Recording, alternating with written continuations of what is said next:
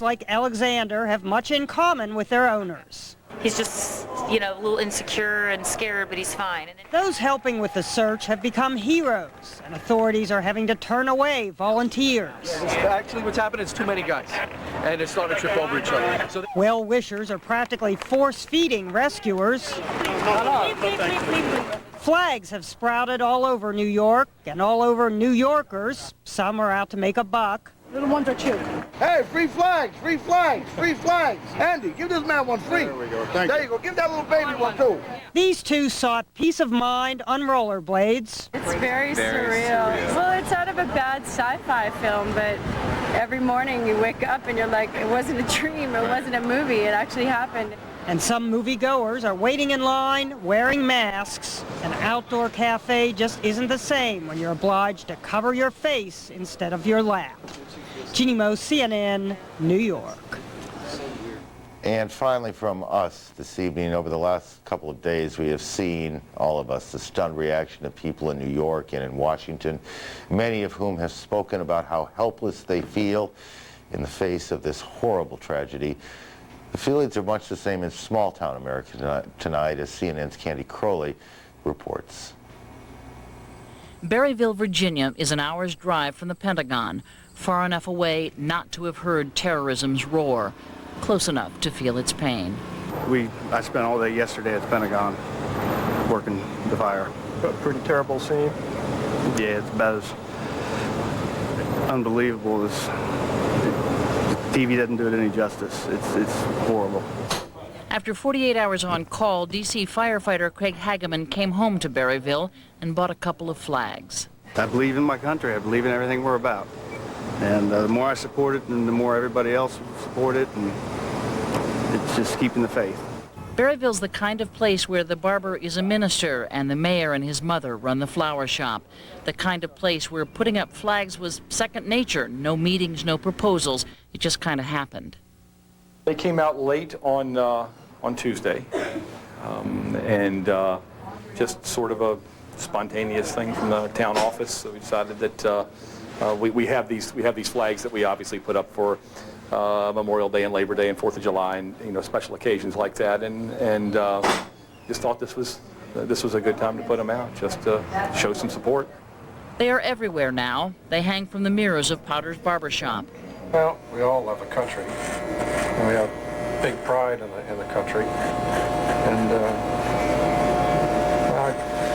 it's hard to tell you what patriotism is. It's got to be inside. They decorate every table inside Jane's Lunch, a third-generation diner. I feel helpless here in Berryville. What can I do? I can't go to New York and help those people. I can give blood, but that's the extent of what I can do. Population 3,000, Berryville is small-town America. Berryville is Mayberry, only instead of Sheriff Andy Taylor, you find Officer Anthony Roper. It's kind of funny. I've driven around the last couple of days, and an older gentleman, retired military gentleman, been saluting me and really coming up and asking and appreciating us. And I guess just as a whole, seeing how the country's reacted to all this, the people being very patriotic. But there is more than patriotism here. There is defiance. Just after Pearl Harbor, a Japanese admiral said, "I fear all we have done is to have awakened a sleeping giant and fill him with a terrible resolve." Listen now to some of the voices of Berryville. I'm not Bush, but if I was, I'd be relocating the B-52s to Guam. We got to find out who did it. I'm sure the President Bush is going to take care of business. You want him to? Well, yeah. Everybody's pissed, ain't they? Sure. They usually sell 10 copies of the New York Times at the Berryville newsstand. Wednesday morning, they sold 80, along with every other paper they had. They talk of little else over latte and chocolate chip cookies. First is, I can't believe it, and now there's such anger, and we better blast the hell out of somebody. Everybody's ready to flatten someone for having done this. The sleeping giant stirs again now in a small town. Candy Crowley, CNN, Berryville, Virginia. Our day here is done. Our coverage certainly is not. Jim Clancy and Colleen McEdwards from Atlanta, Garrett Gutley from here in New York continue our coverage. We'll see you later today. Get a bump shot.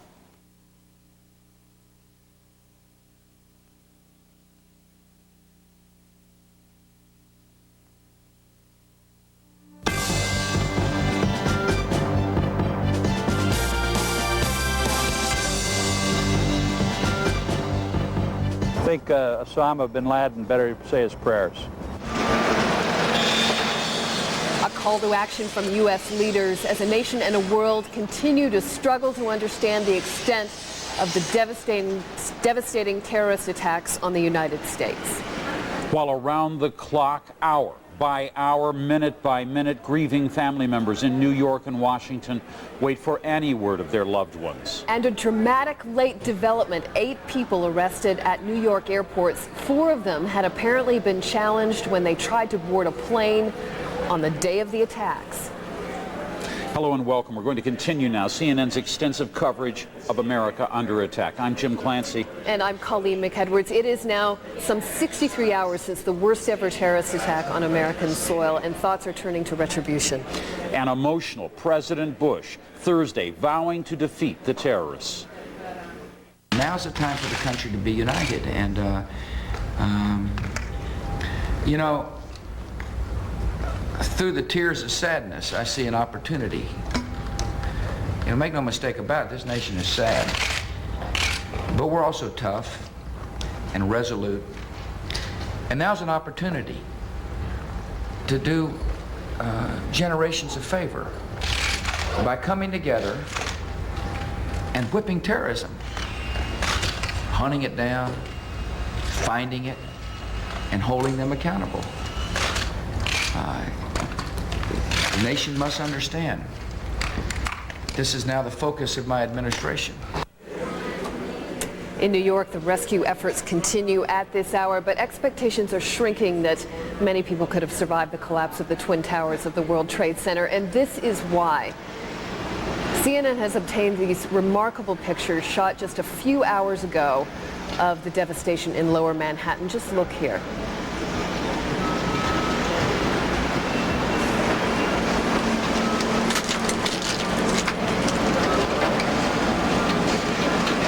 What you're seeing is actually an inside view of the ruins of the World Trade Center right there.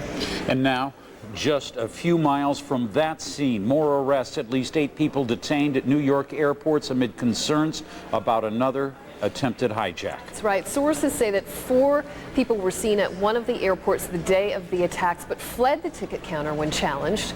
Another man was carrying fake pilot identification. We go now to Mike Betcher for more on this investigation. Mike? Well, Colleen, indeed that is true. The airport's open today, but the police were closely watching. One of those people arrested was at Kennedy Airport. He was carrying a fake pilot's ID. He was arrested and taken away for questioning.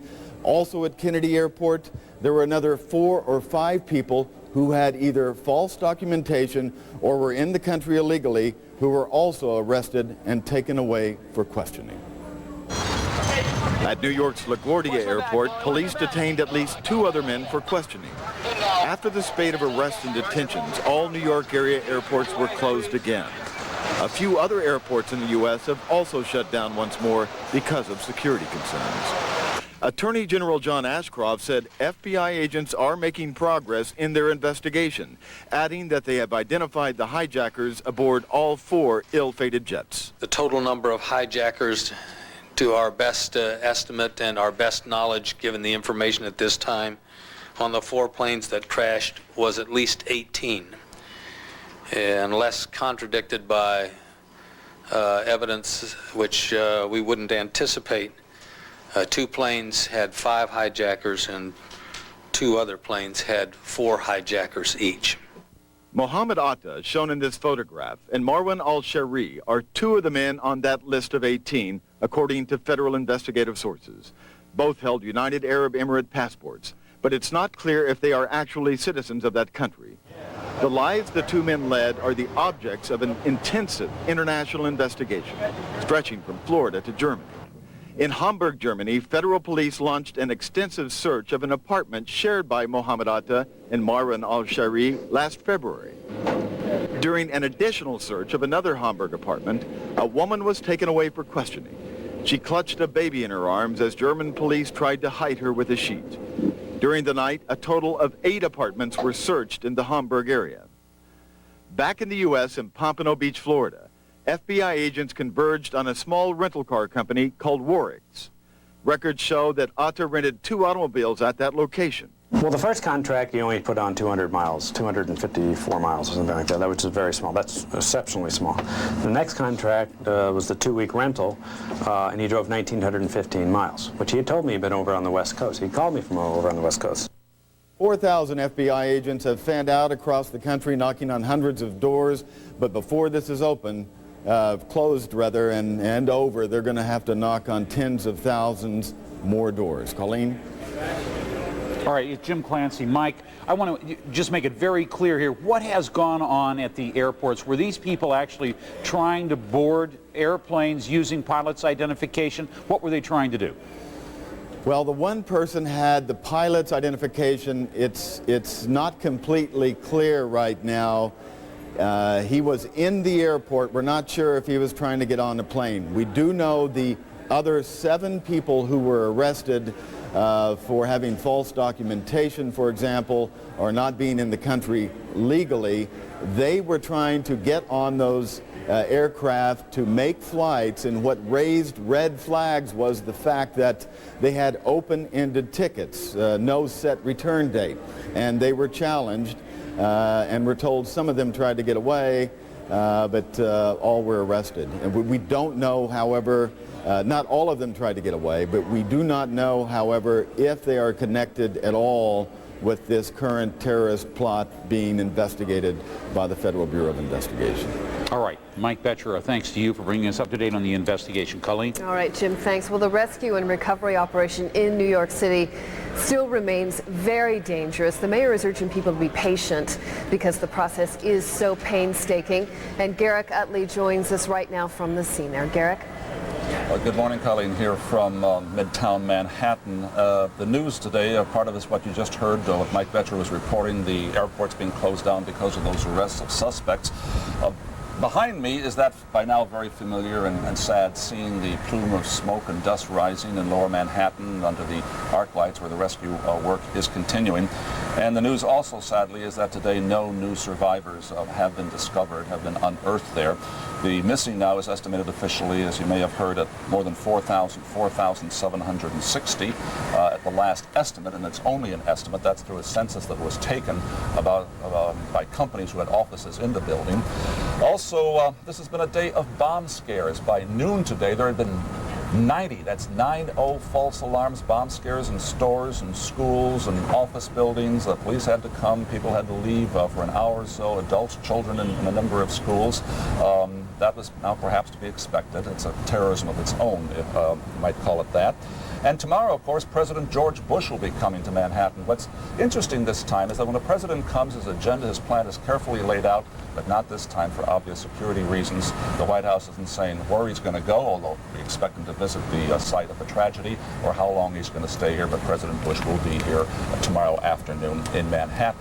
Let's go now downtown near the site to get some extraordinary close-up looks as to the damage that was caused there by the explosions on Tuesday. Our Gary Tuckman is on the scene. Gary? Hello, Garrick. It's now been 63 hours since terrorists flew 2 passenger planes into the World Trade Center towers. And small fires still burn, and the smoke is still intense. Hundreds of emergency officials are on the scene 24 hours a day, feverishly looking for survivors. But as you said, the bad news is no survivors were found today. There was some potentially exciting news earlier today. According to officials at the police and at hospitals, 5 firefighters were pulled out of the wreckage. Firefighters who were believed to have been there since this terrorist incident on Tuesday. But there was some confusion. Rescue workers thought that's what they saw, so they said it to the police and the hospital officials. It turned out these firemen fell into the wreckage today while they were being rescuers. They were trapped for several hours. It's good news that they were pulled out, but they were not survivors of this terrorist incident. We hear many times it's like a war zone out there. The rubble, you see it right there. It's just incredible. Tons and tons of wreckage on the ground. It looks like a war zone you hear, but it really, literally is a war zone. We have debris in a 10-block by 10-block area. There's a chapel nearby called St. Paul's Chapel. It's the oldest church in New York City. It's about 250 years old. And there is debris and rubble all over the yard of the church. There is a cemetery next to the church. The cemetery has tombstones from the 18th century, and some of those tombstones have been toppled over because of what happened at the World Trade Center on Tuesday. One of the concerns at the site there is there are 3 buildings surrounding the World Trade Center complex which are said to be structurally unsound because of the explosions. There has been great concern that those buildings could potentially collapse, and that's the only time we don't have officials on the scene 24 hours a day. There have been some times when they've had to evacuate because there's been creaking of the buildings, there's been windows popping out, and that's the only time the rescuers have left. Yesterday, the first time they heard a warning about one of these buildings, everyone ran out of there. It was a very sad, dramatic picture watching these people who have been working so hard running away, but they are back on the scene as we speak.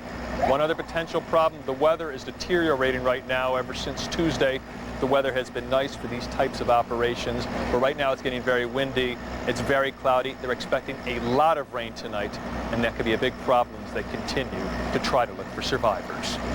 Garrick, back to you. Thank you very much, Gary Tuckman there in Lower Manhattan. What Gary was showing us, and what we've been seeing these last couple of days, those scenes of the devastation and the death there in Lower Manhattan, of course, was caused, it is believed, by an organization led by an individual, Osama bin Laden by name. Today, Secretary of State Powell put him at the top of the list. In fact, Osama bin Laden is now the most wanted person, most wanted man in the world, with a multi-million-dollar prize on his head, if you will. But who is Osama bin Laden? Where is he right now? And what does he really want? The who is the easiest answer. Osama bin Laden is 44, a millionaire born in Saudi Arabia who has used his wealth to finance terror to fulfill his crusade against the United States.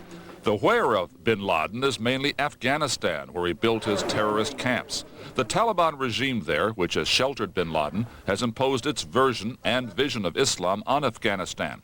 Women can work only in health and education fields and have few rights. There is a ban on using the internet and on importing movies, musical instruments, and even playing cards.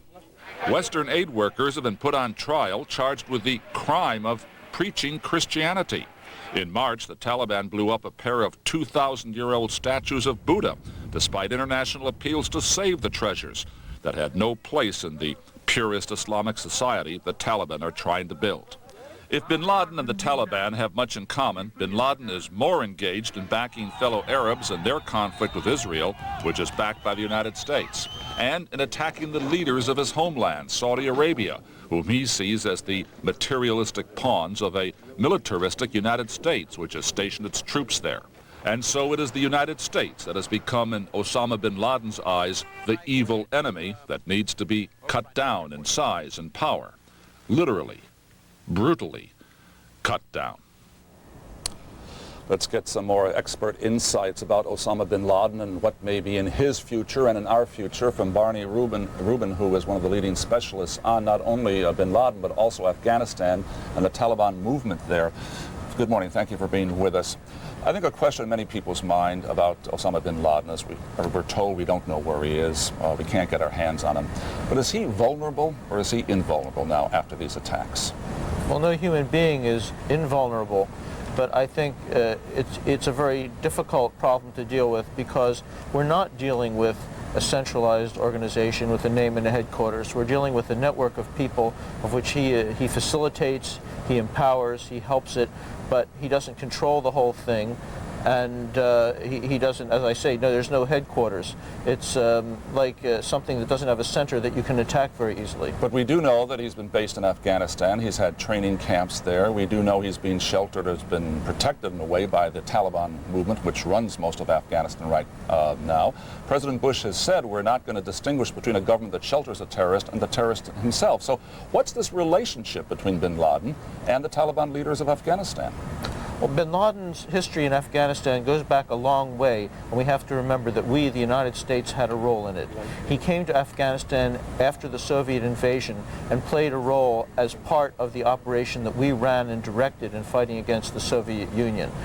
He returned there after he was expelled from Sudan in 1996, and only after being there for some time linked up again with the Taliban. In the past couple of years, as the Taliban became more and more isolated, they came to depend more and more on him and his many Arab followers in the country. But do the Taliban, their leaders, and bin Laden, do they have common interests, or is there some kind of tension, or could some kind of tension or space between them develop or be exploited by the United States? Well, there is tension between them right now, because the Taliban did not originate to carry out bin Laden's goal of a worldwide fight against the United States. They originated to impose their agenda on Afghanistan, to rebuild it in their very puritanical, repressive way. And the question for them is, are they now going to continue their alliance with this individual who has made it more difficult for them to get the kind of international assistance they might seek, or are they going to pursue their national goals? What do you think? Well, I think they haven't decided. And the problem for the United States and the rest of the world that is horrified by these events is to try to force them to make that choice and enable them to make that choice, to reject him. But you study the Taliban. You're an expert on the Taliban. Yes. Can that be done? I very much doubt it. The top leadership of the Taliban is now very close to Osama. However, within the broad framework of the Taliban movement, there are many people who wish he would disappear. Now, terrorism over the years, we know, has been used to achieve some goal. Get land, power, political recognition. But that's not the case here. He's not asking the United States for anything. There's no negotiating position. There's no issue like that. This is unusual, isn't it? And doesn't it, in a way, strengthen his position? Well, most of these movements are real political movements based in a particular society, as you said, with political goals. In his case, it's much more of an ideological or even apocalyptic movement for a cause. And he wants, and his followers are drawn from all nations as well. That's really the difference between him and the Taliban. The Taliban are an extremist movement, but they're an Afghan movement with a kind of national extremist agenda. So we know it's hard to get at him. If somebody were able one day to remove him, would that solve the problem, or would this movement continue without bin Laden? Is he indispensable? He might be important, but of course he's not indispensable. We focus too much on him as an individual. Even in Afghanistan, there are other leaders of Arab extremist groups who are there with him who may be almost as important as he is, though they are not as well known. It's a network. A network is something that operates through linkages, not through dictation from above. This evening or early this Friday morning here in New York City, if you were to put your money, maybe even your reputation on the line, how do you see this playing out? Will someone get to Osama bin Laden and remove him? Well, eventually, of course, that will happen. I don't see him dying peacefully in his bed, but I don't think that's going to happen very easily in the near future unless there is a real struggle within the Taliban movement and within the Pakistani military that has been supporting the Taliban, and someone makes a decision to do that. Barney Rubin, thanks very much for lending us your expertise this morning here in New York. Back now to you, Colleen and Jim. All right, Garrett Cutley, thanks so much.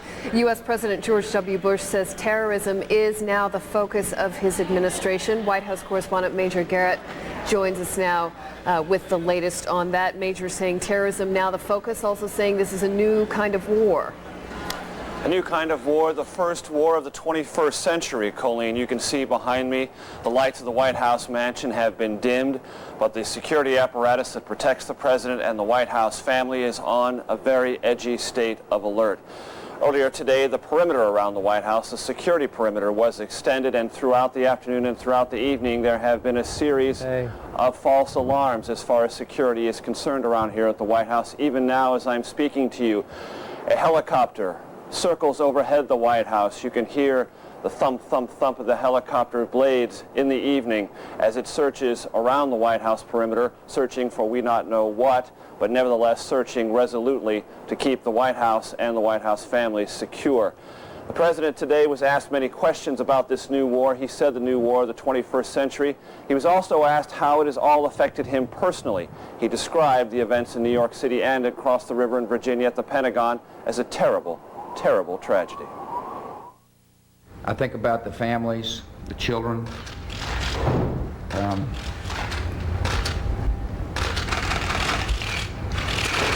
I'm a loving guy, and I'm also someone, however, who's got a job to do, and I intend to do it. And this is a terrible moment,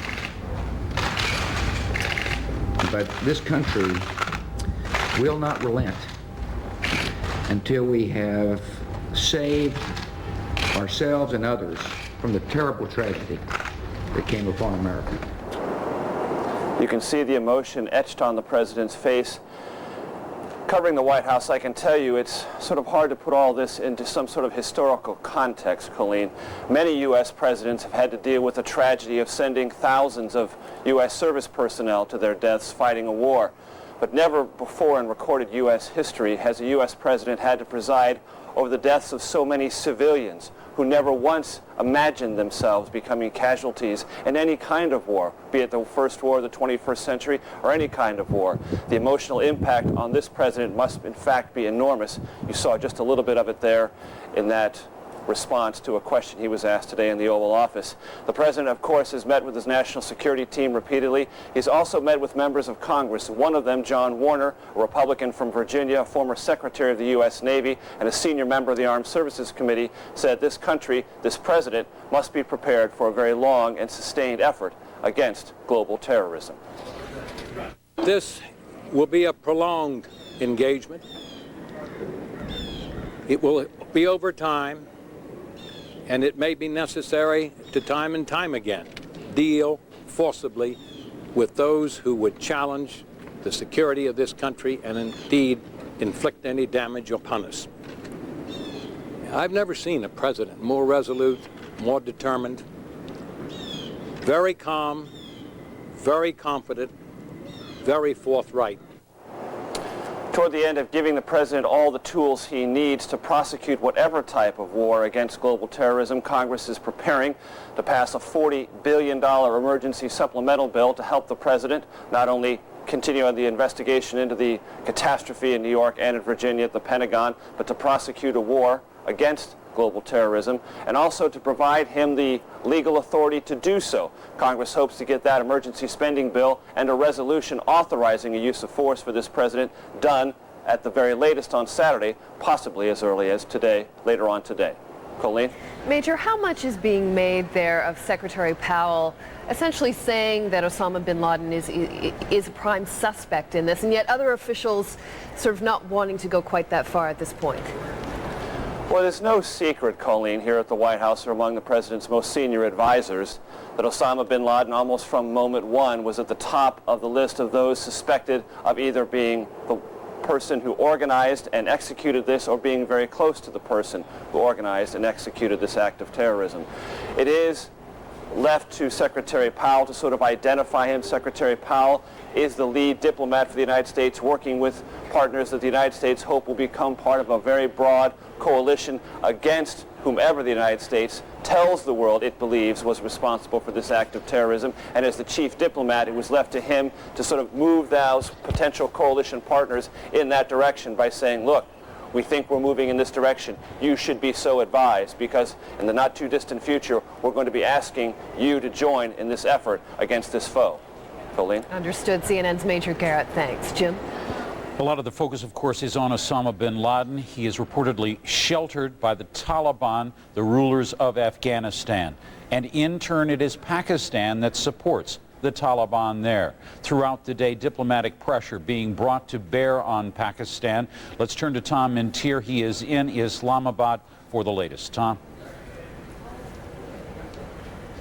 Jim, that pressure must be immense. And I was sitting here listening to Major Garrett talking about the nervousness and unease that is going on right now in Washington. I can tell you that halfway around the world here in Pakistan, there is that same feeling of unease and nervousness. This morning, the airspace over Pakistan was closed. All commercial flights kept on the ground or kept in the air away from Pakistan.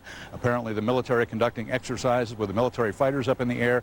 That was for several hours. Normally, flights come in here in the very early hours, and they couldn't get down to land, they couldn't take off. Basically, the entire country's airspace was closed off. That made a lot of people very, very nervous that something maybe would be happening this morning here, either in Pakistan or in Afghanistan, and the possibility of a military strike. As I said in the beginning, the diplomatic pressure is immense. Just yesterday, the new U.S. ambassador to Pakistan, Wendy Chamberlain, had a meeting where she presented her credentials to the Pakistani president. Now, this was only supposed to take 5 to 10 minutes, but she had a second meeting once she met him and presented the credentials in a private room, and then after the other 4 ambassadors had presented their credentials, she sat down for over an hour with the Pakistani president, bringing a very long and probably detailed message from the U.S. government to Pakistan. Now, after that meeting, the U.S. ambassador told me that the Pakistani president pledged his support to the United States fully. President made a very strong statement that he was with us, and I think that's probably all I'm able to say at this point. But let me just say that it was positive, it was strong. He repeated several times during the meeting that he was with us. President Musharraf himself also went on television and has made numerous statements trying to reverse a perception that some feel is held around the world that Pakistan would not side with the United States in this. So the president himself has made it very clear where he stands and his government stands. Pakistan has been extending cooperation to international efforts to combat terrorism in the past and will continue to do so in the future. Countries must join hands in this common cause. I wish to assure President Bush once again and the United States government of our unstinted cooperation in the fight against terrorism.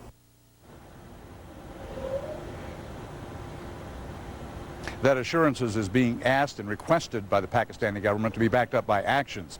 Supposedly the U.S. State Department has asked Pakistan to stop supplying fuel across the border to the Taliban, has asked them to close the border with Afghanistan and basically provide some intelligence to the United States. There is also the possibility that the U.S. would want airspace over Pakistan to be cleared up in case there was a military strike. So all of these things are being discussed by diplomats and by heads of state back and forth at this hour. Tom, let me ask you this. When you look at Pakistan, its support for the Taliban, General Musharraf is one leader there. Now, he seized power. Are there others in the military that might not like to see Pakistan pulling the rug out from under the Taliban, the rulers of Afghanistan?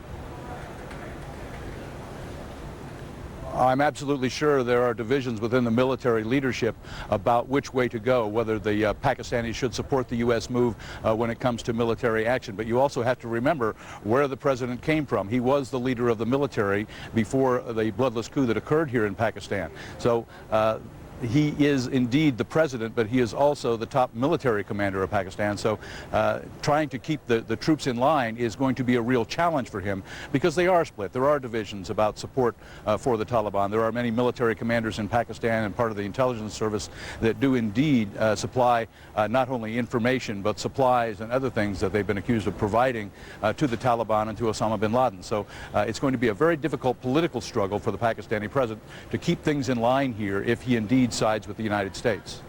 All right, Tom Mintier there at the center of diplomatic activity this day as the U.S. presses on. And we should note that the investigation into Tuesday's attacks is now extending right around the world. In the Philippines, President Gloria Macapagal-Arroyo saying the Philippines and the United States staged a joint raid at a Manila hotel early on Friday.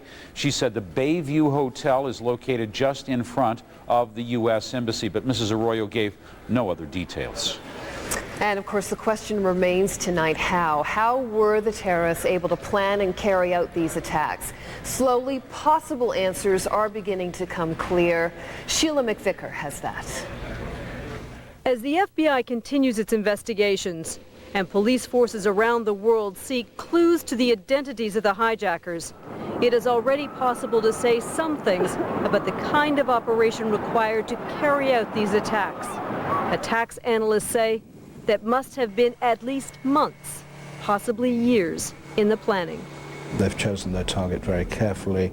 They've assessed the level of security at the points of departure for all of these aircraft. They've done their homework very well indeed.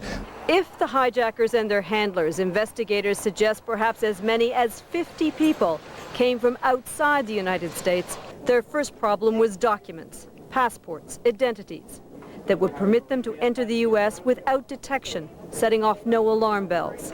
And that, analysts say, would not have been difficult. Infiltrating using false documentation, using identity theft is relatively easy and requires some planning, but it's not impossible to get access to that in many parts of the world. Months or even years ago, they would have slipped into communities trained to attract no attention, perhaps not even knowing, say terrorism experts, there were others who would be involved in the plot. And to evade American electronic eavesdropping, there would have been little telephone contact. Instead, months spent in planning and study, searching flight guides for long-haul flights, flights heavy with explosive fuel, and testing again and again airport security.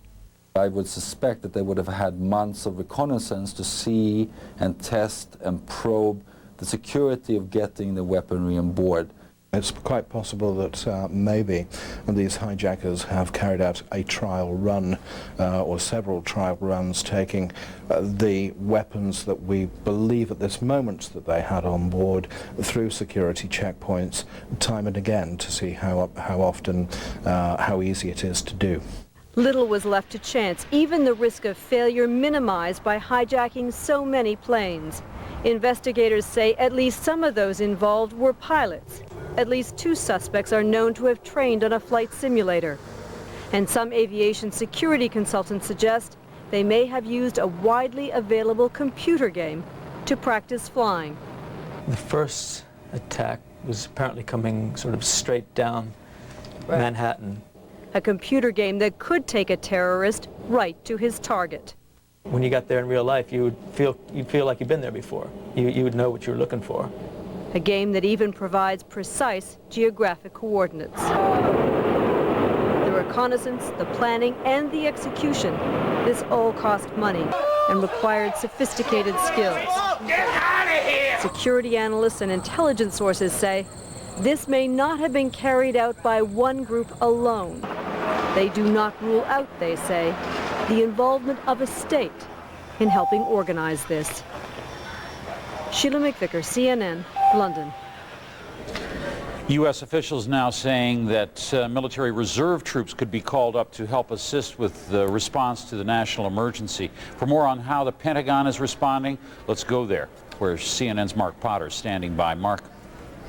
Hello, Jim. Pentagon sources say that President Bush is considering calling up as many as 50,000 military reservists to help in the disaster relief effort and to provide relief also for National Guard pilots who have been flying combat air missions, air patrols rather, around the country. Pentagon official cautioned tonight, though, that this should not be seen by the public as any sort of indication that a military intervention, a military action is imminent. Now, Defense Secretary Donald Rumsfeld said that U.S. military pilots continue to fly those combat air patrols in the Washington, D.C., New York City corridor, and that pilots are on standby in what they call a 15-minute strip alert at 26 bases around the country. On CNN's Larry King Live, the Secretary said that any U.S. military response would be long-range and should not be seen as mere retaliation. I don't think of it as retaliation. I don't think of it as punishment. I think of it as self-defense.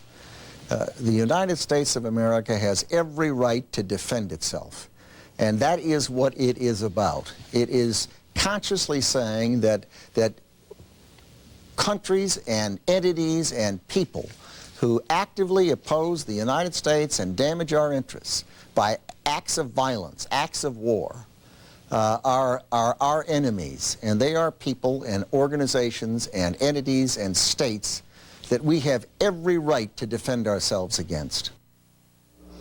Now, here at the Pentagon, officials estimate that the death toll here in this building is approximately 190 people. Those killed, that includes those killed aboard the plane, and those killed in the building mostly come from the Army and the Navy, and from the civilian worker corps associated with the Army and the Navy.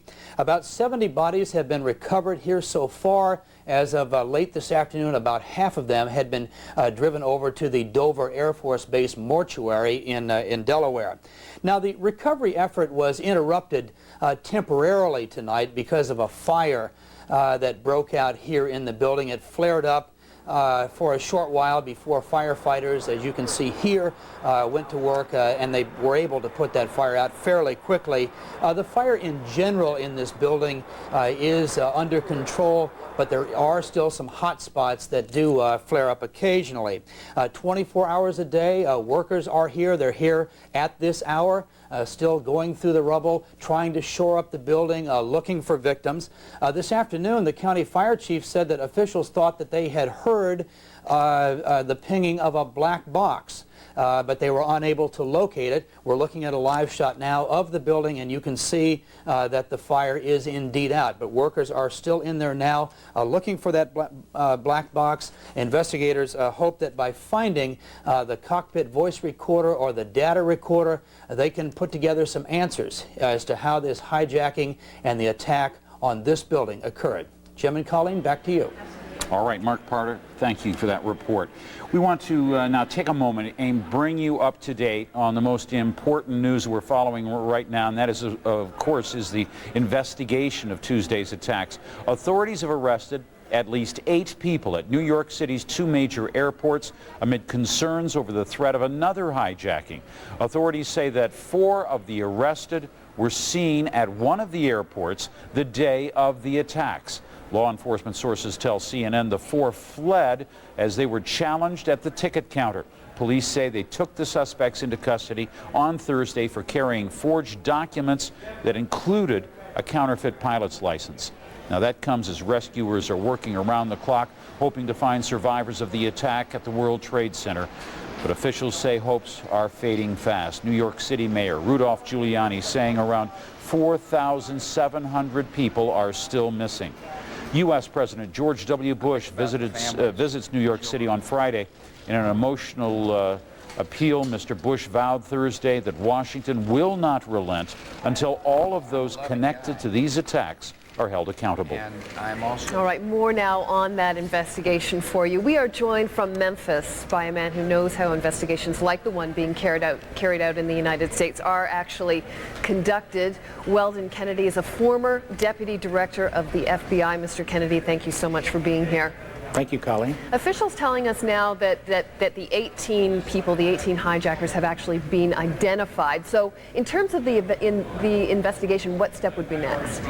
I'm sorry, what was the question? What step would be next in terms of the investigation once those people have been identified? Obviously, these 18 had to have a support mechanism. Where did they stay? How did they get their money? What kind of banking did they do? Who supported them and assisted them in obtaining any kind of identification that they may have used? The list could almost be endless. Because they were in the country evidently for quite some period of time. We know for a fact that they were down in Florida, at least 2 or 3 of them taking flying lessons, among other things. So it's a very, very large number of investigative leads that need to be followed up. And as each lead is followed up, it will generate additional leads. So it's sort of like a progressive growth. 1 lead leads to 2 leads, leads to 6, to 8, to 20, and it goes on. Well, and Mr. Kennedy, I mean, does the fact that because this was such a sophisticated operation and people were in the country for a long period of time, as you point out, does that make it easier for investigators or harder in that they have this volume of material to deal with? Well, it makes it easier in some ways because, again, everything that they did in terms of a rather lengthy period of time in terms of communications, banking, where they lived, what kind of licenses they had, and so forth, they have created a rather significant trail that now the investigators must uncover and develop all of the information. It makes it, of course, a huge amount of information that has to be developed concerning their activities, but it is a very rich field that the investigators are going to be able to work. Now, how do investigators get information from people? I mean, today we're hearing about other people arrested at other airports who may or may not be connected with this.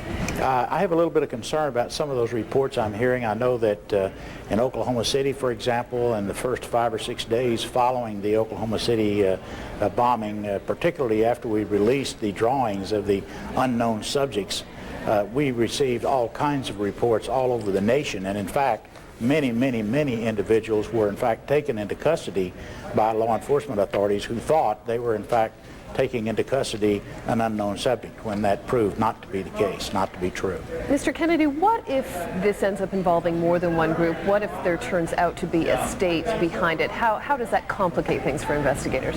Well, obviously it means that there's going to be a significant international portion added to this case. At this point, there's a huge amount of domestic investigation going on in the United States. Obviously, and it's already become somewhat international. I'm hearing about investigation in Germany, and obviously as this case expands, there may very well be many, many different countries wherein there will have to be investigative activity. Yeah, the Philippines as well. Well then, Kennedy, we have to leave it there. Thank you very much for your time. Appreciate it. Thank you. All right. Well, the heightened security across the U.S. is having a ripple effect on transportation from neighboring countries as well. U.S. Customs and immigration officials have intensified their scrutiny of vehicles and of passengers who are trying to enter the United States. Cars and trucks at various entry ports from Canada are experiencing long waits, sometimes lasting as much as 12 hours. Ontario's Transportation Ministry urges motorists to postpone travel to the United States. There have also been delays along the border with Mexico. Well, meantime, air transport gradually being restored after Tuesday's ban on all commercial flights in U.S. airspace. Many airports and airlines resuming operations on a limited basis on Thursday, with travelers facing strict new security measures. Most airlines limited their flights to completion of those that were diverted after Tuesday's attacks. New York's 3 major airports opened briefly, but then were shut down after the FBI detained one person at Kennedy International Airport. Authorities say he tried to pass through security with false documents identifying him as a pilot. Well, Frank Buckley has been monitoring the situation at Los Angeles Airport. He's joining us from there now live. Frank? Jim, LAX did reopen today, but with a very limited schedule. On an average day here, you have some 2,100 flights today.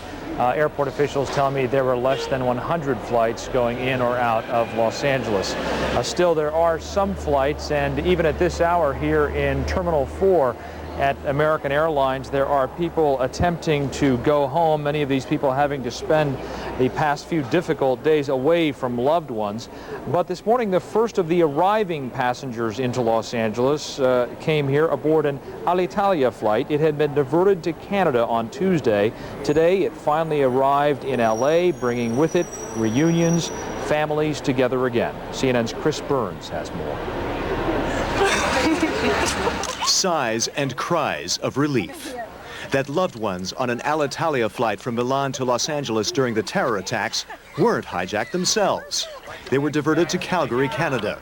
Nunzia Bologna stayed calm, but her sister on the ground was terrified. But we was scared when we heard the news. So thank you God, everything is okay now. The plane finally made it to Los Angeles International Airport Thursday, the first passenger flight here since the terror attacks. On Tuesday's flight, the passengers only knew they were being diverted until one of them called an operator on her cell phone. Her parents didn't know she switched to a direct flight from a stopover in New York. They were more hysterical because they didn't hear anything until 2 o'clock in the afternoon and they thought I was dead. Passengers say the final trip home from Canada started about midnight. Hours waiting to take off after lining up for hours of searches. Through the handbags, and they were like every small things they were questioning, and they were looking for some weapons, I guess. Squeezing out toothpaste tubes, things like everything, even cameras, even everything with battery operated.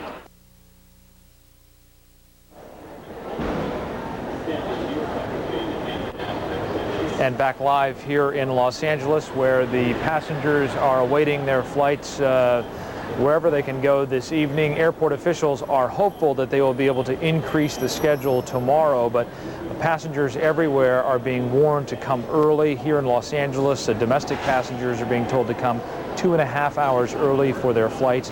3.5 hours early for international flights. We can tell you that curbside check-in is a thing of the past, at least for the moment. Here in Los Angeles, people are not even allowed to drive their personal vehicles up to the curbs. They have to take shuttles to come in to the airport terminal area. We can also tell you that security is far more visible than it usually is, and also far less tolerant. There's one incident here in Terminal 4, for example, tonight, in which there was an unattended suitcase that was unattended just for a few moments. In a few moments' time, FBI agents and police officers surrounded that bag, and then a passenger sheepishly approached and said, "That's mine." She was thoroughly checked out, her identification was checked, and she was finally allowed to go on. But that's how tight the security is at this airport and how it will be at other airports across the U.S. Jim, back to you. All right, Frank Buckley reporting there from Los Angeles International, where the security is tight. The lines are moving. Colleen? All right, Jim, thanks. Well, on Wednesday, we brought you the story of Morgan Stanley and what officials there call the miraculous escape of the vast majority of that firm's employees from the World Trade Center. But now, sadly, we have to bring you the story of another firm that was not so lucky. CNN's Peter Viles has that. It is the saddest vigil you can imagine. Scott Hazelcorn's parents. It's not even revenge. I mean, I just want to hear my son's voice. Members of Jun Koo Kang's church. We all pray every night. John Perconti's wife, expecting their child in December. He called me at 10 to 9 and said, "Our building has just been hit by a plane, turn on the news." And I changed the channel and I saw what happened. And I said, "Oh God, John, please get out of there safely." And he said, "I love you, I have to go." What links these stories is that all the missing worked at Cantor Fitzgerald, all above the 100th floor of the North Tower, the first one hit. Cantor is not a glamorous firm, but it is crucial, one of the world's largest bond trading firms. 1,000 people worked up there, fewer than 300 are accounted for, but it is not clear any of those now safe were on the top floors Tuesday morning. I don't think anybody got out at this point, but we pray for miracles. Scott Hazelcorn's parents suspect that their son did not run for his life. He didn't care about himself. He only cared about his friends. If Scott was there and he was getting out, he'd probably help everybody up in front of him. That's the kind of kid he was. They gather at a city-designated center for relatives of the missing on 26th Street, where trees have become pleas for help. And further uptown at the Pierre Hotel, a gathering site for Cantor Fitzgerald families. I don't think the company has the information that we need. I think they're sharing everything they know, but we have not heard of one survivor. We've not been able to validate any stories that we've heard. There are official clearinghouses for information on the missing, and Cantor Fitzgerald is using them, but these friends and family members are convinced that any extra effort they can make on behalf of their loved ones is worth making. Peter Viles, CNN Financial News, New York. You know, difficult enough for families in the United States, but imagine being a world away, really, in Europe. Lots of people have relatives who worked at the World Trade Center and don't have information at this time. Monitoring the situation in London, we turn to Richard Quest for an update on the markets and also this part of the story. Richard, lots of people still need information about their loved ones. Oh, there's no question, Colleen, that the large number of people, I mean, the Foreign Secretary, the British Foreign Secretary, speaking yesterday, said that it was known that at least 100 people, British people, had perished in what happened in New York, and he said that there would be numbers could rise much higher, possibly into the middle hundreds, and that's one reason why the British Prime Minister, Tony Blair, has recalled Parliament. That parliamentary session will take place later on Friday. Now, even though it has been 3 days since Wall Street last did business, in Asia and Europe there has been trading in the financial markets. Of course, without New York's guidance, it's been a very different sort of trading session. In Asia right now, the Nikkei average is up around 1%. In Hong Kong, the index is down roughly 0.5%. The Singapore Straits Times, which seems to be suffering the worst of the losses this Friday, is down 3%. The currency markets are very quiet indeed. The dollar is steady. It's 119 against the yen. It's at around 90 to the euro. The European Central Bank, as expected, left interest rates unchanged on Thursday. Just talking about those dollar rates for 1 second, it's been made quite clear that actual trading levels, the so-called foreign exchange markets, are very, very quiet. In some cases, only 50% of normal trade is taking place because, of course, of the absence of the New York markets. Turning to the United States, the Chicago bond market reopened on Thursday in a shortened session when the price of Treasury bonds jumped. But Monday, of course, is the big day. That's when US stock markets are due to reopen after an unprecedented 4-day closure. The US Treasury Secretary Paul O'Neill has continued to try and build confidence by investors in the US economy. He said the tragedy saw no reason to lose faith. We have every reason to maintain our confidence in the U.S. economy. No evil, no matter how unspeakable, can destroy America's productive spirit. If anything, this evil act strengthens our resolve to be the most free, the most vibrant economy in the world. And finally, just before I leave you, one point that they have actually been saying, perhaps the best quote, Jim, that I've seen overnight from Asia, is a trader in Hong Kong who said when it comes to speculative trading, the markets do have morals and we're not taking advantage of anything that may have happened in the United States. That's the way the financial world looks at this out. Jim? All right, thanks very much, Richard. We'll toss it over to Jim now. Okay, well, we want to go back to New York City. It's been the end of another day of struggle for many people as they try to dig through the wreckage of the World Trade Center and the buildings surrounding that complex, trying to find someone still alive. Garrick Utley is looking at that situation and much more. Garrick? And Jim, we're looking at it from a different perspective. Inside, the forecasted rain, thunder showers, and lightning above all are moving in fast on Midtown Manhattan, so we decided it was a better part of valor to be cautious and move off the roof of our CNN bureau here in New York inside.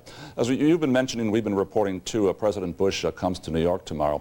A presidential visit has always caused a consternation because traffic is being tied up. Bill Clinton, when he was president, came frequently to this town, and half of Manhattan would be nearly paralyzed during those visits. But today, Bill Clinton, because he lives just north of the city, has his office in Harlem, as we all know, was able to drive south into Manhattan to visit with some of the people who are out there looking for their loved ones, their friends and family, still holding on to hope that they may be alive, even though that hope has to dim with each passing day.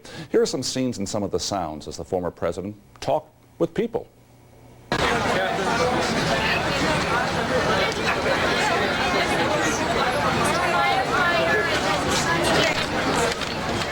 I have 2 children in the military. He's their dad. He was in on the 1st and 12th floor, first thing the other morning.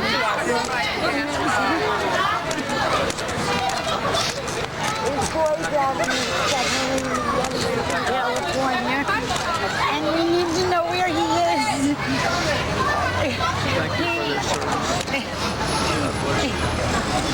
Is this touched you personally?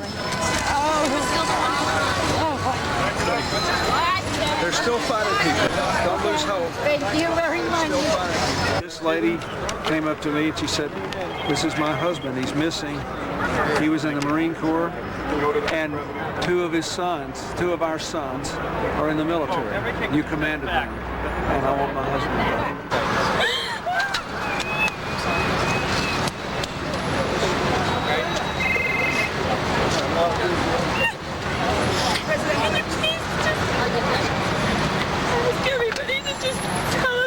Give us a lead.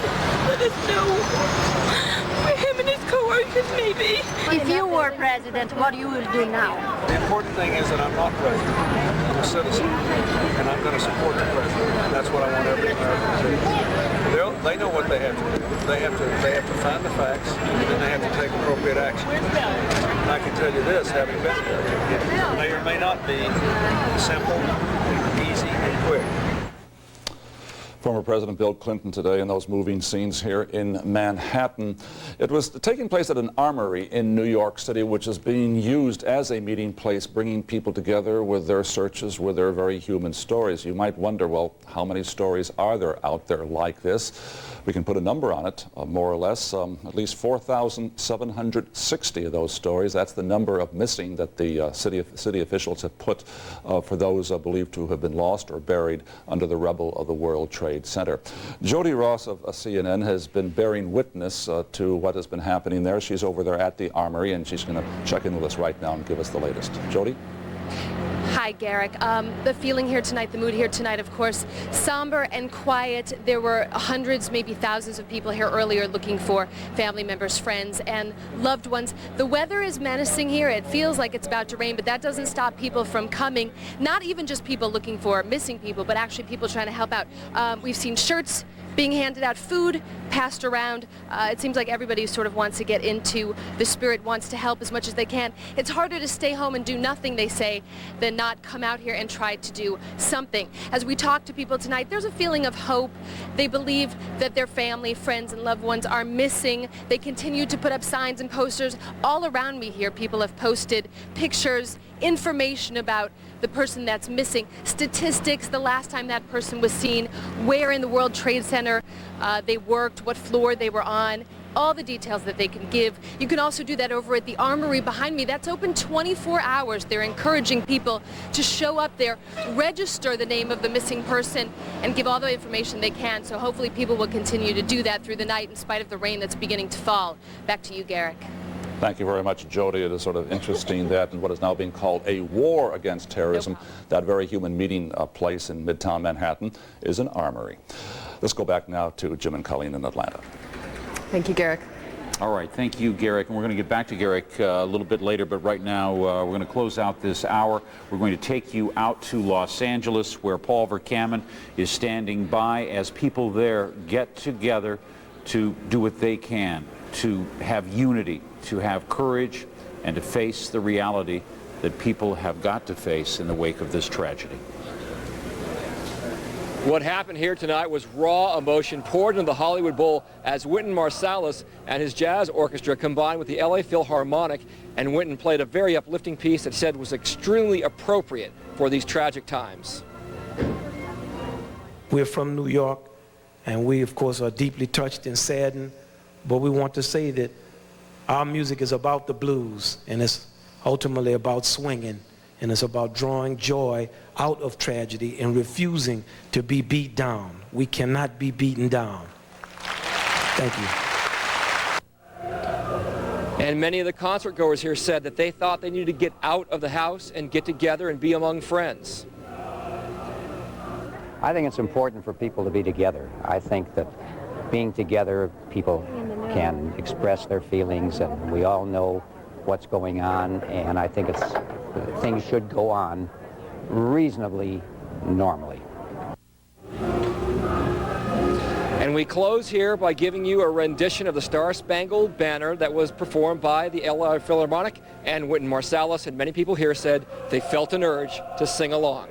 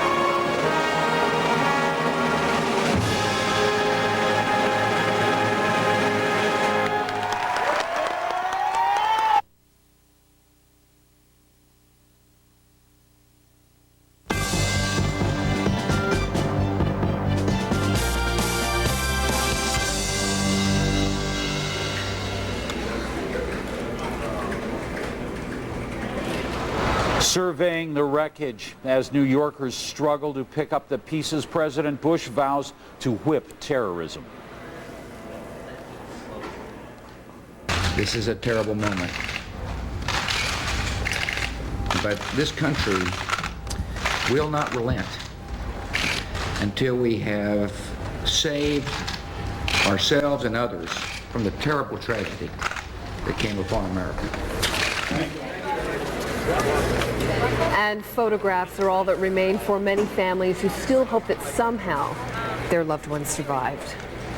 I'm Colleen McEdwards. And I'm Jim Clancy. This is CNN's continuing coverage of America Under Attack. We want to begin right now with a new development in this ongoing investigation of the terrorist attacks in New York and Washington.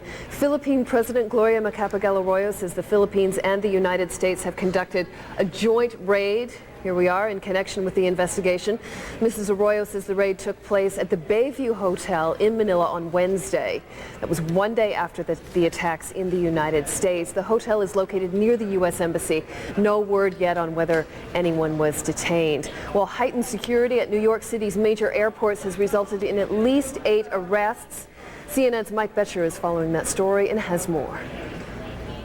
One of those people arrested was at Kennedy Airport. He was carrying a fake pilot's ID. He was arrested and taken away for questioning. Also at Kennedy Airport, there were another 4 or 5 people who had either false documentation or were in the country illegally who were also arrested and taken away for questioning. At New York's LaGuardia Airport, police detained at least 2 other men for questioning. After the spate of arrests and detentions, all New York area airports were closed again. A few other airports in the U.S. have also shut down once more because of security concerns. Attorney General John Ashcroft said FBI agents are making progress in their investigation, adding that they have identified the hijackers aboard all 4 ill-fated jets. The total number of hijackers, to our best estimate and our best knowledge given the information at this time, on the 4 planes that crashed was at least 18. 4,000 FBI agents have fanned out across the country, knocking on hundreds of doors. But before this is closed rather, and over, they're going to have to knock on tens of thousands more doors. All right, Mike Betcher, thanks. In New York, they're bleary-eyed from grief, but still clutching to hope. Hundreds of friends and family members of those missing from the collapse of the World Trade Center have been lining the streets of Manhattan. They're giving authorities any information that they can, from dental records to photos, anything that might help locate or identify their loved ones. But as the minutes become hours, the hours become days. Many people say their hopes are turning to fears for the worst. Rescuers have been battling into the night in a tireless effort to try to locate anyone who might still be alive. But despite their best efforts, no survivors were found in the rubble on Thursday. New York City Mayor Rudy Giuliani says that more than 4,700 people are still missing. Jim.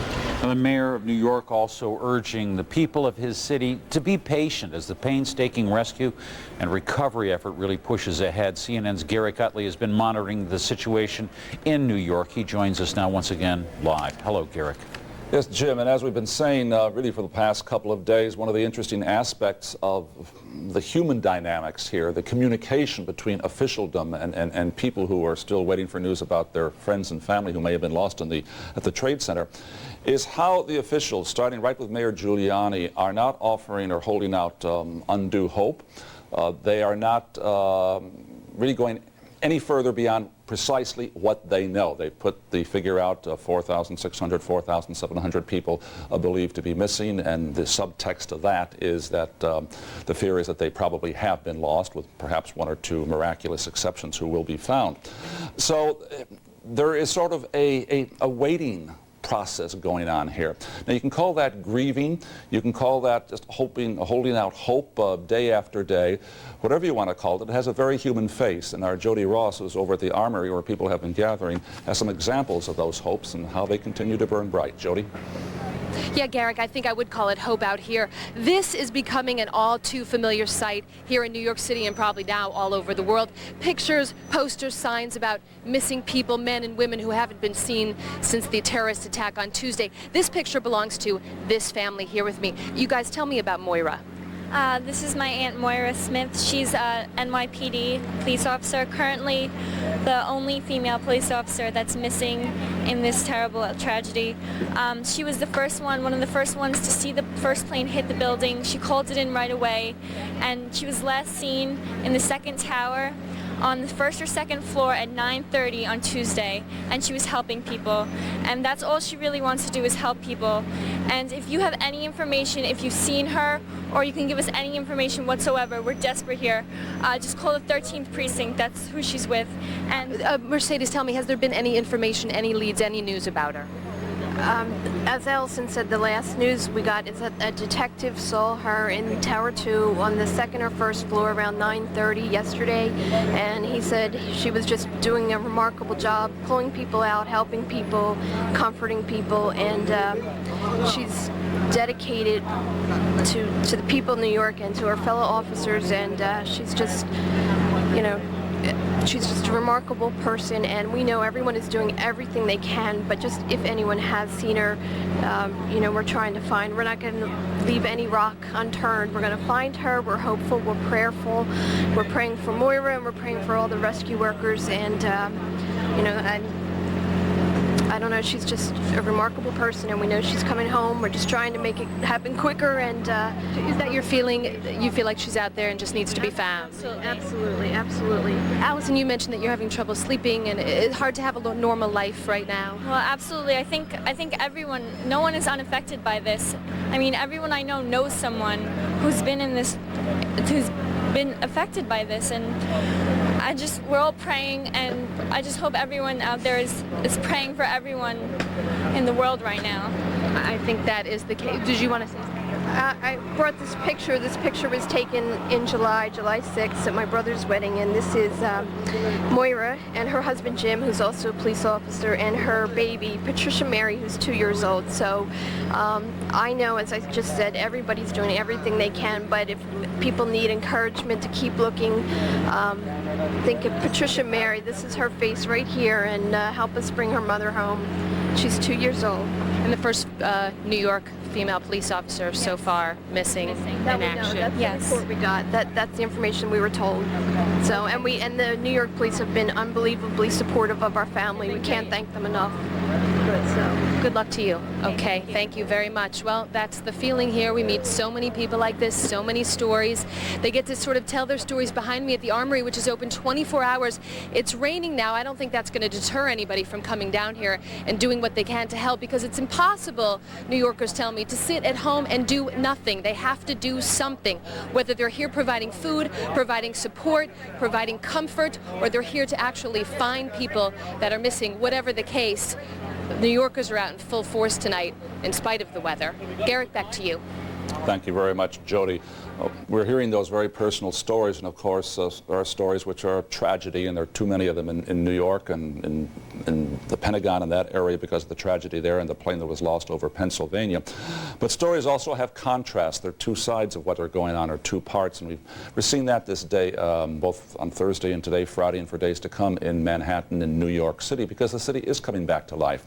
There are the people gathering at the Armory and trying to find out what's happened to their friends and family. But at the very same time, schools were open, most businesses were open, and tonight on Broadway the lights went back on, as they say. The Broadway theaters started up again. The show is going on. The lights are bright in Times Square. Times Square is filled with more and more people after these past 3 nights of almost total emptiness and eerie silence. So these are the dual channels of human life, of narrative, if you will, which we're hearing these days. And we want to hear another example of that from one of our reporters, Maria Hinojosa, who visited some people who are also still holding out hope. Just 7 weeks ago, Ann McGovern posed with her new grandson minutes after he was born. I've never seen her look so happy as when he was born. She was there. She was so excited. But now her daughter Terry wants that smiling picture on television. Her mother worked on one of the top floors of the World Trade Center. Her daughter wonders if anyone has seen her alive. We were interviewed by police detectives, and we had filled out a questionnaire, and it was really like, what jewelry would she have been wearing? Do you know what she had on? Did she have any identifying body marks? Her sister Liz worked in the World Financial Center across the street, but managed to escape.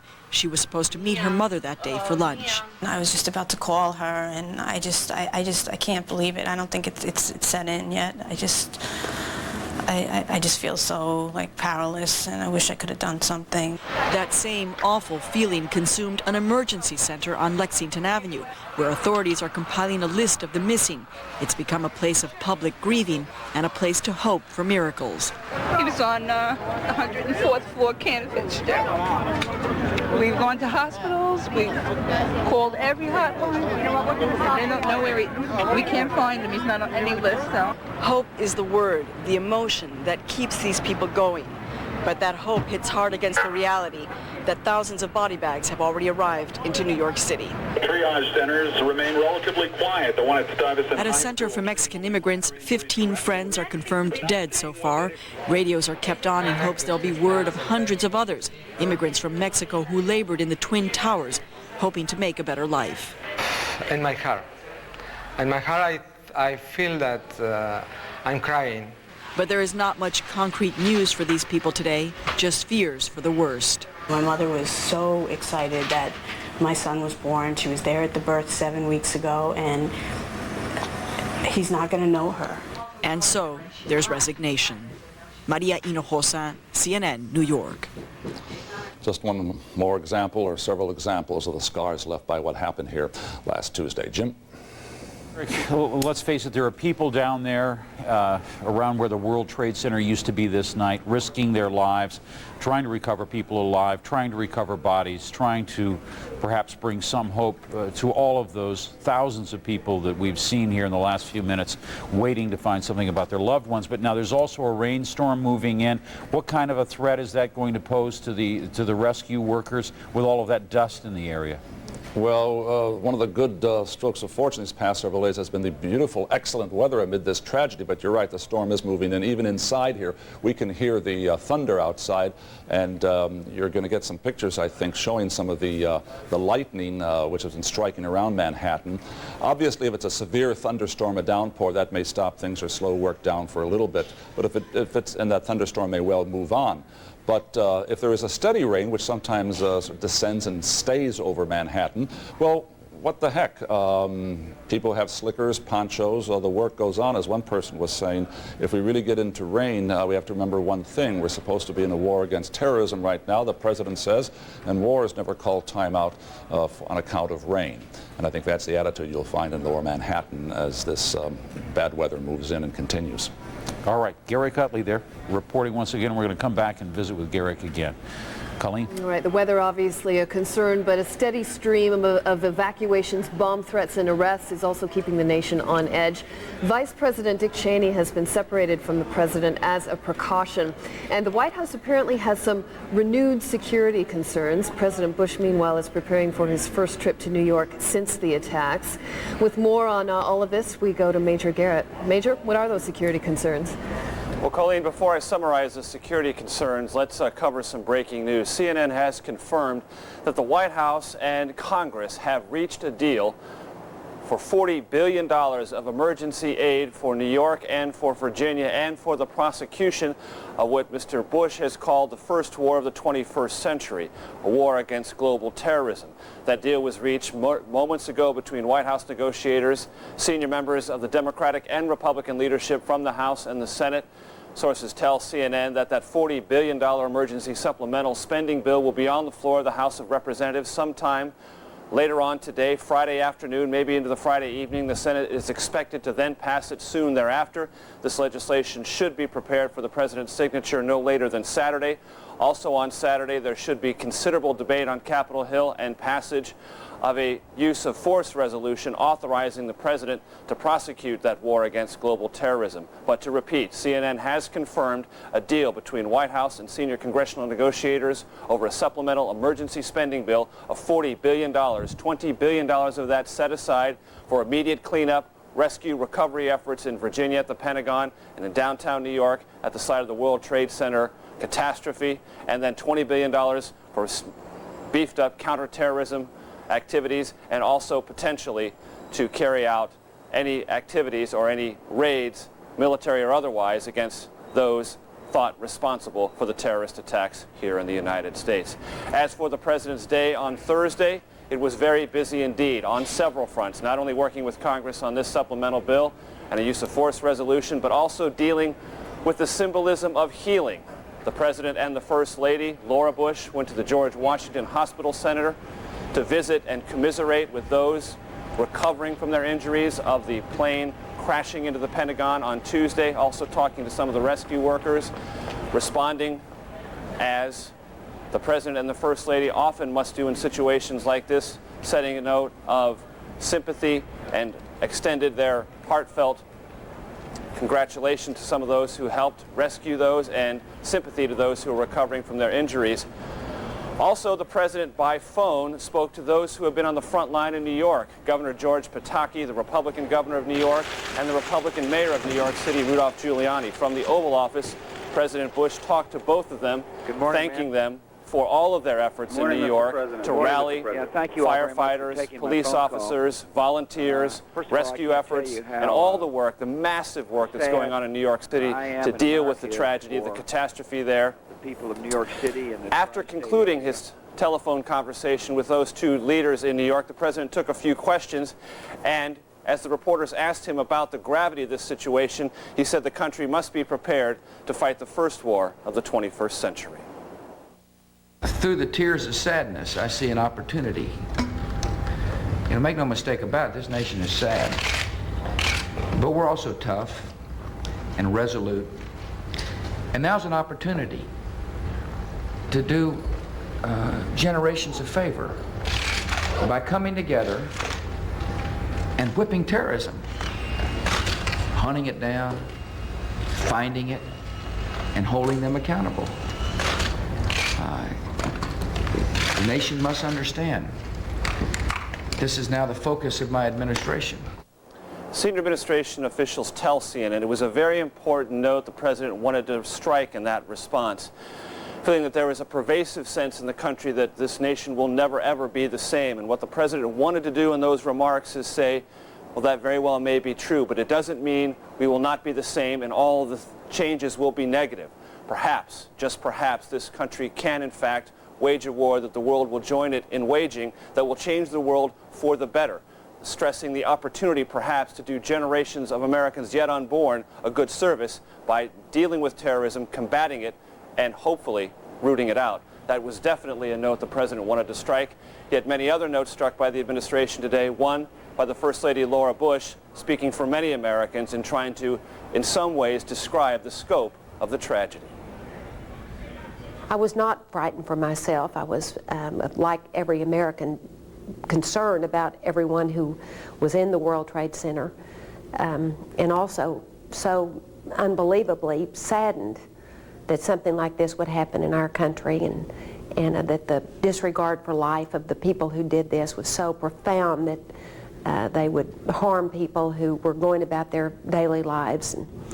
And it's a terrible, terrible tragedy. Of course, White House staff is trying to also go about its daily lives, but that's much more difficult now than it was on Monday.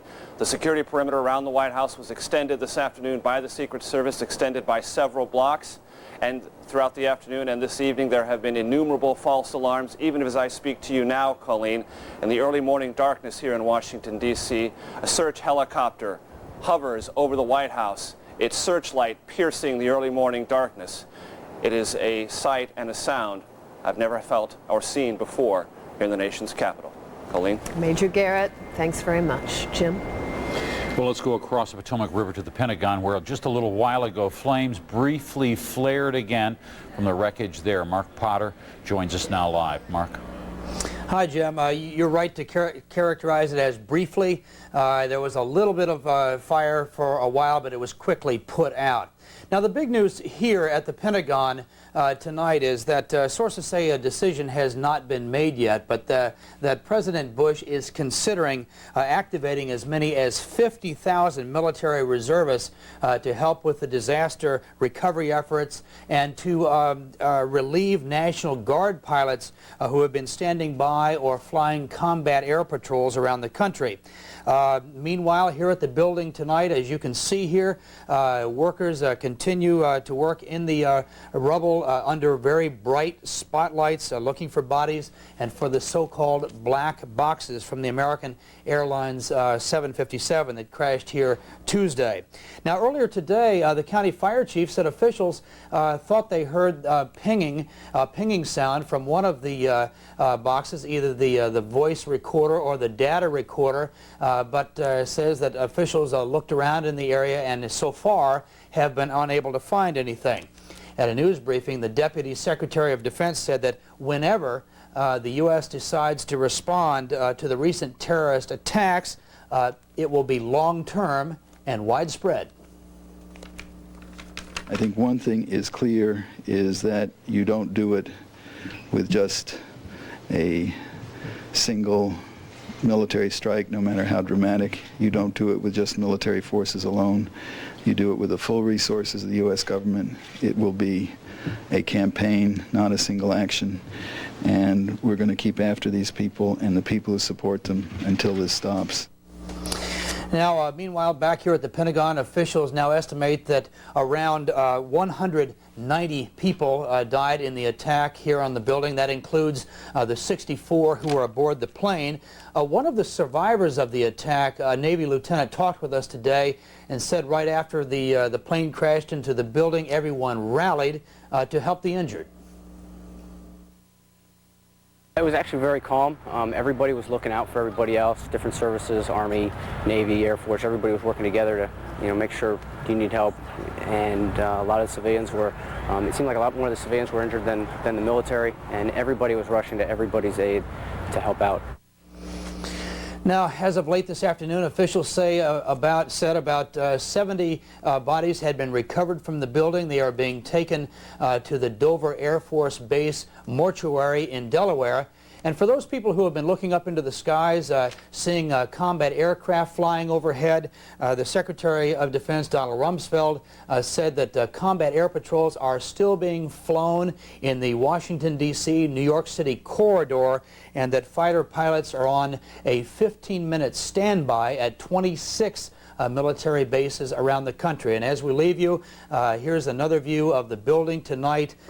Things seem quiet here, but workers are working in the rubble 24 hours a day, sifting through the debris, looking for bodies, looking for the black boxes, shoring up the building so that they can get farther into the rubble to look for the rest of the victims. They do not expect to find any more survivors here. Jim and Colleen, back to you. All right. Mark Parr, thank you for that report. Well, as the victims' families try to come to terms with devastating pain, many are telling chilling tales of their loved ones' final moments. We spoke to Deborah Burlingame. Her brother was the pilot of the hijacked aircraft that slammed into the Pentagon. I used to be a flight attendant many, many years ago, so in addition to my brother, we really feel a connection with airline people and have a lot of airline friends, apart from my brother. And so we're devastated to see these scenes like this, and this is just an extraordinary scene. So I didn't know what he was saying. He was screaming, and then I caught the word chick. It's chick. And there's no words to describe. You know, you hear crime victims' families being told, this is a murder scene. This is a mass murder. Captain Charles Burlingame was one of the 64 passengers and crew on board that Los Angeles-bound flight. Well, President Bush and the senior aides have left the world in no doubt that they consider Tuesday's terrorist attacks on New York and Washington acts of war. U.S. Secretary of State Colin Powell says careful consideration is being given to an appropriate response. So you have to consider you're dealing with a very, very skilled, knowledgeable, thinking enemy. And we just have to think better than them, think faster than them, and be cleverer than them in order to respond in a sensible way with all of the weapons at our disposal, and one of those weapons is military force used in an appropriate way. It's not so much the size of whatever military response you might have, but does it do the job? Does it get to the heart of the problem?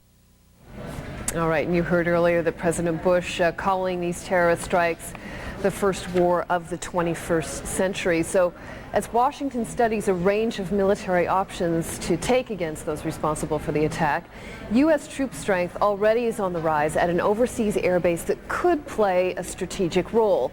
Jane Araf reports now from the predominantly Muslim country, Turkey. This is one of the biggest U.S. air bases in the region. On Turkish territory leased by the U.S., it is, Turkish military sources here say, gearing up for a possible military strike. They say in the past 2 days, the U.S. has sent in more personnel, adding to the 7,000 troops it already has in southeastern Turkey. Movements in the town surrounding the base have been restricted. U.S. military officials won't comment on the new measures. Since the end of the Gulf War, U.S. planes have taken off from Incirlik to patrol and sometimes bomb northern Iraq, though the economy of southeastern Turkey relies on trade from Iraq. Also neighbor to Iran and Syria, Muslim Turkey is making clear its loyalties lie with the U.S. I don't specify any country in our struggle against terrorism, and we will certainly support fully the Article 5 of NATO. That article, invoked by NATO for the first time, treats the attack on the United States as an attack on all NATO members. Turkey's prime minister says that means Turkey would allow Incirlik to be used to strike whoever was behind the U.S. attack. There was military and emotional support here, as throughout Ankara Thursday, the Turkish Star and Crescent, the symbol of Islam, flew at half-staff alongside the Stars and Stripes in mourning for the dead. But in this country, a NATO member and a Muslim ally of the United States, the shockwaves are still being felt. Turkey's economy also staggered under the tragedy. Already in crisis, the Turkish lira fell further.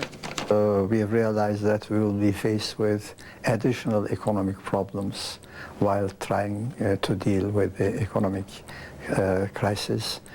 We know that it's a global problem also. Tourism was hit as cruise ships stopping in Istanbul kept their passengers on board. Like Americans around the globe, those here were told by their embassy to keep a low profile. Jane Araf, CNN, Ankara. Well, searchers have found the flight data recorder from the plane that crashed in western Pennsylvania on Tuesday morning. The data recorder from United Airlines Flight 93 was found in the crater caused by the plane when it crashed there. The passenger jet was en route to San Francisco from Newark when it was taken over by hijackers and rerouted. The passengers apparently tried to wrest control from the hijackers, causing the plane to crash before it reached whatever target the hijackers were aiming for.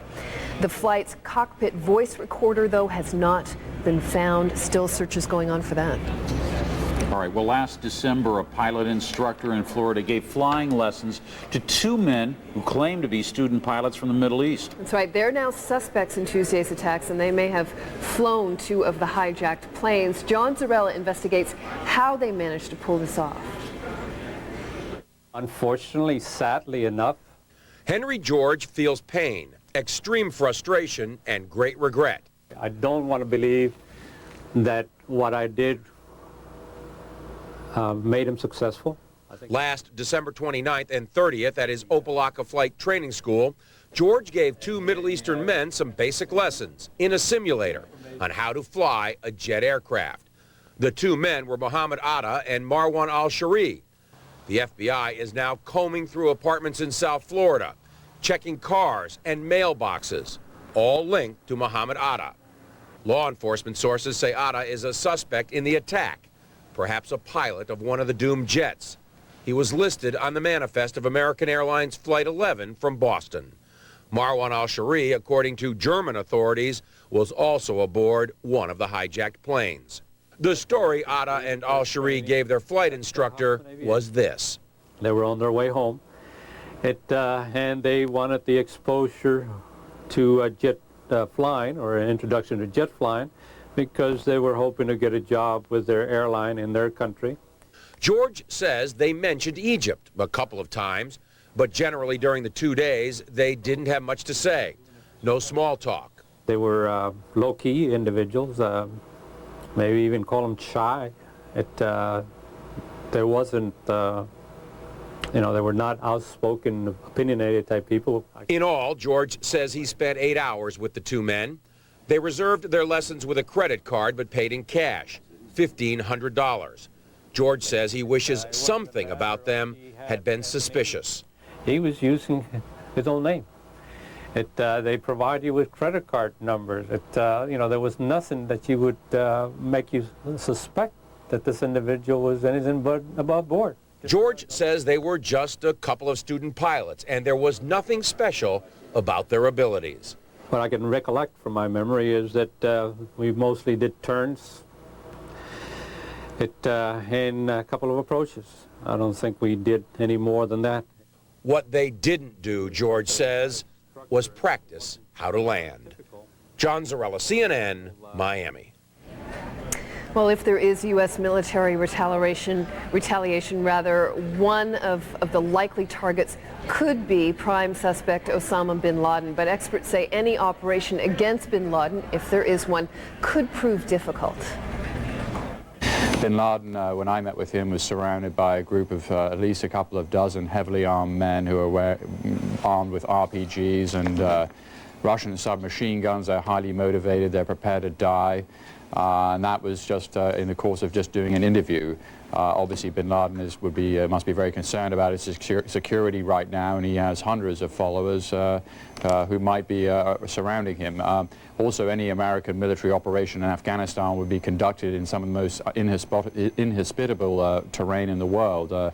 It's a rocky, mountainous, desert region.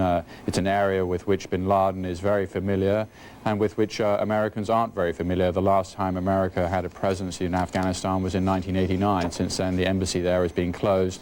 So the information the United States has about the country is second-hand and old. And bin Laden is known to have all manner of hiding places. The Associated Press quotes Pakistani intelligence sources as saying that bin Laden moved to a new hiding place just minutes after the attacks in the United States. Jim? As investigations press on, Saudi-born dissident Osama bin Laden is, of course, as we've said, top at the list of suspects. Chief International Correspondent Christian Amanpour takes a closer look at bin Laden and the country where he's believed to have taken refuge. When the Soviet Union invaded the treacherous and mountainous terrain of Afghanistan on the eve of the 1980s, it quickly found its own Vietnam. This superpower was taken on and eventually forced out by a network of Afghan guerrilla groups known as the Mujahideen. The Cold War was still on, and the United States helped recruit these resistance fighters through its allies in the region, allies like Pakistan, which borders Afghanistan. Osama bin Laden was one of those fighters, and after the war with the Soviets, he took control of the guerrilla network, which was swelled by fighters from all over the Islamic world. Bin Laden's group grew out of the Mujahideen forces that were trained initially by the Pakistani intelligence services and the Pakistani military, and also, of course, funded by the United States. But the United States is faulted for failing to track the growing ranks of radical Muslim guerrillas once the Soviet occupation ended. Afghanistan then descended into civil war and eventually split into two main blocs. On one side, the Northern Alliance, a loose network of ethnic minorities, nominally led by the charismatic Ahmad Shah Massoud, known as the Afghan mastermind of the Soviet defeat. He has not been seen since a bomb attack by assassins last week. On the other side, the Taliban, a fundamentalist Islamic movement representing the ethnic majority. They captured the capital, Kabul, in 1996 and are now in control of almost all Afghanistan. But their repressive regime, particularly their harsh treatment of women, have earned them almost universal condemnation. The West also accuses the Taliban of harboring Osama bin Laden, America's enemy number one. Pakistan is one of only 3 countries recognizing the Taliban as the legitimate government, and now it's under intense pressure from the United States to get the Taliban to give up bin Laden. We regard terrorism as an evil that threatens the world community. Concerted international effort is needed to fight terrorism in all its forms and manifestations. Experts point out the Taliban itself is divided between hardliners and some who would prefer more cooperation with the West. Some analysts believe the United States should now offer ultimatums and incentives to the Taliban to give up bin Laden, at least as a first measure before a military attack. Christiana Manpour, CNN, London. Well, as Christiane just mentioned, Pakistan has been put in what you might call a unique position by this week's events. Islamabad has pledged to support the United States, but Washington wants proof. Tom Mantier has been monitoring the situation for us in Pakistan. He joins us now live with more. Tom, to what extent can cooperation from Pakistan be counted on? Well, Colleen, that's a $64 million question right now. The U.S. State Department has heard the words. Now they want to see the deeds. They have heard the Pakistani president promise complete support, but they're also looking down below that first level of government into the military, into the security and intelligence apparatus. How much support, how much information are they going to get from them?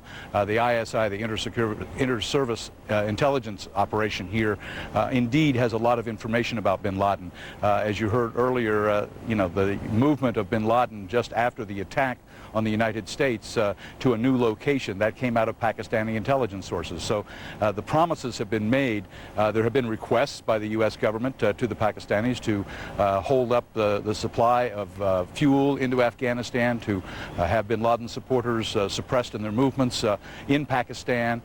Basically, the United States is asking a lot, and we'll have to wait and see how much of what they're asking for is delivered.